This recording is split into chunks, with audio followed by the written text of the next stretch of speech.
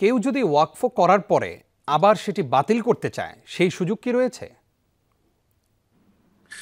ধন্যবাদ। ওয়াকফ এমন একটা বিষয় যেটা আসলে একবার হয়ে গেলে সেটাকে আর বাতিল করবার সুযোগ থাকে না। নবী করিম সাল্লাল্লাহু আলাইহি ওয়াসাল্লাম বলেছেন যে ওয়াকফের যে জমিন, ওয়াকফের যে সম্পদ সেটা আ আ না বিক্রি করা যায়, না সেটাকে স্থানান্তর করা যায়, না সেটা এক্সচেঞ্জ করা যায়। অতএব আ ওয়াকফর সম্পর্কে যে হাদিস নবী সাল্লাল্লাহু আলাইহি ওয়াসাল্লাম বলেছেন, লা ইউবাউ আসলুহা ওয়ালা ইউহাবু ওয়ালা ইউরাস।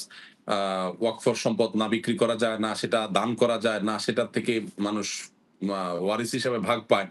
অতএব কেউ ওয়াকফ করে গেলে তার ওয়ারিসরা, তার বংশধরেরা বা কেউ সেটাকে আর পরিবর্তন করতে পারবে না। এটাই হলো সাস্টেইনেবল দানের আ সবচাইতে বড় বৈশিষ্ট্য, যে এটাকে আর কেউ চেঞ্জ করার সুযোগ থাকবে না। অতএব যেইটা মসজিদ হিসাবে ওয়াকফ হইছে, ওইটা কিয়ামত পর্যন্ত মসজিদই থাকতে হবে, সেখানে আর কিচ্ছু হতে পারবে না। যেটা স্কুল হিসাবে ওয়াকফ হয়েছে, ওটা কিয়ামত পর্যন্ত স্কুলই থাকতে হবে। যেটা মাদ্রাসা হিসাবে কেউ ওয়াকফ করেছেন, ঈদগাহ হিসাবে ওয়াকফ করেছেন, সেটা কিয়ামত পর্যন্ত ঈদগাহই হবে। পৃথিবীতে এই যে বড়, বড় দাতব্য প্রতিষ্ঠানগুলো, ধর্মীয় প্রতিষ্ঠানগুলো, কবরস্থান, এগুলো শত, শত হাজার, হাজার বছর টিকে থাকে শুধুমাত্র ওয়াকফের মাধ্যমে। এজন্য এই ওয়াকফের শক্তিশালী এই দানের পদ্ধতিটা আমাদের অবলম্বন করা উচিত। ওয়াকফ সম্পদ যেহেতু বাতিল করা যায় না, এক্সচেঞ্জ করা যায় না, সেহেতু সেটা যেভাবে আছে সেভাবে থাকবে। তবে যদি কোনো ঘর কেউ ওয়াকফ করে, ধরা যাক সেই ঘরটা ধ্বংসপ্রাপ্ত হয়ে যাচ্ছে, বা যে জায়গায় ওয়াকফ করেছে এখানে আর মানুষের সুফল পাওয়ার কোনো উপায় নাই, সব বন্ধ হয়ে গেছে, তাহলে সেক্ষেত্রে সেটা বিক্রি করে সেম ক্যাটাগরির ওয়াকফের জন্য সেটাকে খরচ করা যেতে পারে। সেটাও ওয়ারিসরা ভাগ পাবেন না বা কেউ নিতে পারবেন না। ঠিকই দানকারী যে জন্য দিয়েছেন সেজন্যই ব্যয় করতে হবে। ইসলামী ফিকহের একটা মূলনীতি আছে, প্রিন্সিপাল আছে, সেটা হলো যে আ আ নসুল ওয়াকিফে কানাসিস শারিয়া। যিনি দাতা, যিনি জি। ওয়াকফ করেছেন, তিনি যেই জন্য যে উদ্দেশ্যে স্পেসিফিকলি বলে গেছেন, সেই উদ্দেশ্যেই সেটা ব্যবহৃত হতে হবে। সেই কাজে ব্যবহৃত হতে হবে, অন্য কোনো কাজে ব্যবহার করা জি, জি। যাবে না। অতএব এটার উপর ভিত্তি করে ওয়াকফ সম্পদ পরিচালনা করতে হবে। আ অনেক ধন্যবাদ আপনাকে। আমরা জানতে চাই এবার যে ওয়াকফকৃত সম্পত্তি পরিচালনার কোনো নীতিমালা আছে কিনা? আ অবশ্যই নীতিমালা আছে। ওয়াকফ যিনি করবেন, জি। তিনি মূলত একটা রোডম্যাপ বা পরিকল্পনা বা উদ্দেশ্য তিনি পরিষ্কার করে দিবেন, তিনি কি চাচ্ছেন সেটার আলোকে ব্যয় হইতে হবে। এটা একটা মূলনীতি। আরেকটা মূলনীতি হলো, এটা পরিচালনার দায়িত্বভার তিনি নিজেই বহন করতে পারেন। যিনি ওয়াকফ করছেন তিনি নিজেই যতদিন বেঁচে আছেন যে তিনি এটার পরিচালনা করবেন, অথবা তিনি কাউকে মোতাওয়াল্লি বা পরিচালক হিসাবে নিয়োগ দিতে পারেন, যিনি দেখভাল করবেন। এই মোতাওয়াল্লিটা ওয়াকফকারী নিজে যেমন চূড়ান্ত করতে পারেন, যদি ওয়াকফকারী কোনো কারণে চূড়ান্ত না করে দিয়ে থাকেন, তাহলে ওয়াকফকারীর ওয়ারিসরা করতে পারেন, অথবা সরকারের সংশ্লিষ্ট ডিপার্টমেন্ট করতে পারে। আমাদের দেশে ওয়াকফ সম্পত্তি অনেক, অল্প স্বল্প নয়, বহুত। কিন্তু দুর্ভাগ্যজনকভাবে ওয়াকফ প্রশাসন যেটাকে পরিচালনা করে, সেখানে দুর্নীতির কারণে মানুষের এই ওয়াকফের প্রতি আস্থা, আগ্রহ কমে গেছে।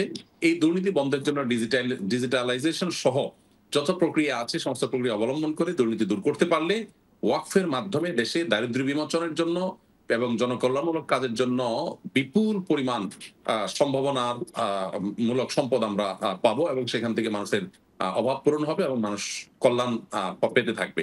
অতএব সেদিকে আমাদের মনোযোগ দেওয়া উচিত। জি। অনেক, অনেক ধন্যবাদ। উস্তাজ, এবার আমরা জানতে চাই যে ওয়াকফকৃত সম্পত্তি কি বেচাকেনা করা যায়? না, না। ওয়াকফের সম্পদ আমরা একটু আগেই বলেছি, ওয়াকফের সম্পদ বেচাকেনা করার কোনো সুযোগ নেই। এবং সেটাকে পরিবর্তনও করার কোনো সুযোগ নেই। বিধায় ওয়াকফের সম্পদ কোনোভাবে বিক্রি করা যাবে না। আচ্ছা, যেই জন্য ওয়াকফ করা হয়েছে, কিয়ামত পর্যন্ত সেই কাজেই শুধুমাত্র সেটা ব্যয় করতে থাকতে হবে। আচ্ছা। আ অনেক সময় দেখা যায় যে ওয়াকফ করেন, মানে ব্যক্তি এমনভাবে ওয়াকফ করেন যে তার সন্তান-সন্ততি সবাইকে মাহরুম করে পুরো সম্পত্তি তিনি ওয়াকফ করে দেন। এটা কি ঠিক? আমি বুঝি নাই। আ সরি। মানে তার যে সন্তান আছে, সেই সন্তানদেরকে বঞ্চিত করে তিনি তার পুরো সম্পদ ওয়াকফ জি, জি, করে জি। দেন। আ না, সমস্ত সম্পদ ওয়াকফ করা উচিত নয়। বরং ওয়ারিস এবং পরিবারের সদস্য, যারা তার বংশধর আছে, তাদের জন্য সম্পদ রেখে তারপর ওয়াকফ করা উচিত। সমস্ত সম্পদ দান করতে নবী সাল্লাল্লাহু আলাইহি ওয়াসাল্লাম নিষেধ করেছেন। আ আ আল্লাহ তাআলা বলেছেন, ইয়াসআলুনাকা মাযা ইউনফিকুন কুল আফওয়া। আল্লাহ তাআলা বলেছেন যে তারা জিজ্ঞেস করে কি খরচ করবে? আল্লাহ বলেছেন, তুমি তোমার প্রয়োজনীয় ব্যয়ের পর যেটা থাকবে সেটা তুমি দান করবে। অর্থাৎ সবটা দান করে দিতে আমাকে ইসলাম বলেনি। বিধায় পরিবারের হকটা খেয়াল রাখতে হবে। আর যদি কেউ ওসিয়ত করে যায় যে আমার মৃত্যুর পরে এই সম্পদগুলো এই কাজে ব্যয় হবে, তাহলে সেটা সর্বোচ্চ 1/3 এর জন্য কার্যকর হবে, এর বেশি কার্যকর হবে না। কারণ জি। ইসলাম চায় যে আমাদের সম্পদ আমাদের সন্তান-সন্ততিরা ভোগ করুক, পাশাপাশি আমরা জনকল্যাণমূলক কাজে ব্যয় করি। সবগুলো জনকল্যাণমূলক কাজে দিলে আমার সন্তানদের উপর রাগান্বিত হয়ে তাদেরকে বঞ্চিত করলাম, এই রাইট কিন্তু ইসলাম আমাকে দেয়নি। জি।